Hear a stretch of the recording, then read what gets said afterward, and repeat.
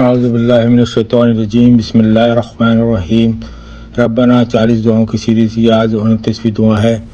یہ دعا موسیٰ اور ہارون علیہ السلام نے اللہ تعالیٰ کے حضور پیش کی۔ دونوں نے عرض کیا، اس کا ترجمہ کچھ یوں ہے: اے ہمارے رب، ہمیں ڈر ہے کہ وہ فرعون ہم پر زیادتی نہ کرے یا سرکشی میں حد سے نہ بڑھ جائے۔ دعا کا پس منظر کچھ یوں ہے کہ اللہ تعالیٰ نے حضرت موسیٰ علیہ السلام اور حضرت ہارون علیہ السلام کو فرعون کے پاس دعوت حق پہنچانے کے لیے بھیجا۔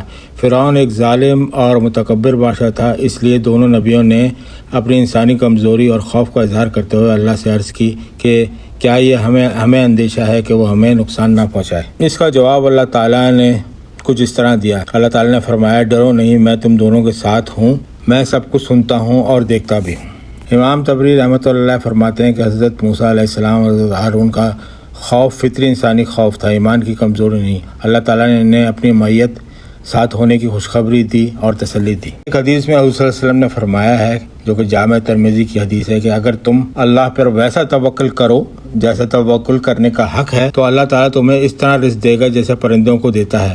وہ صبح بھوکے نکلتے ہیں اور شام کو پیٹ بھر کر لوٹتے ہیں۔ اس آیت سے ہمیں یہ محسوس ہوتا ہے، اور یہ اس کے اسباق ہیں، کہ خوف محسوس کرنا انسان کی فطرت ہے، حتیٰ کہ انبیاء علیہ السلام نے بھی فطری خوف کا اظہار کیا۔ مشکل حالات میں سب سے پہلے اللہ سے مدد مانگنی چاہیے۔ اللہ اپنے بندوں کو تنہا نہیں چھوڑتا، خاص طور پر نیک بندوں کو۔ حق کی دعوت دیتے وقت صبر، حکمت اور توکل ضروری ہے۔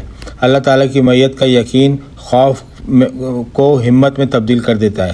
سورۃ طٰہٰ کی آیت 42 میں ہمیں یہ سکھاتی ہے کہ خطرات اور مخالفت کے وقت اللہ کے سامنے اپنا خوف بیان کرنا کمزوری نہیں بلکہ ایمان اور توکل کی علامت ہے۔ اللہ تعالیٰ اپنے بندوں کو یقین دلاتا ہے کہ وہ اس کے ساتھ ہیں، ان کی ہر بات سنتا اور ان کے ہر حالات اللہ تعالیٰ کو معلوم ہے، اور اللہ تعالیٰ اپنے نیک بندوں کی یقیناً مدد کرتا ہے۔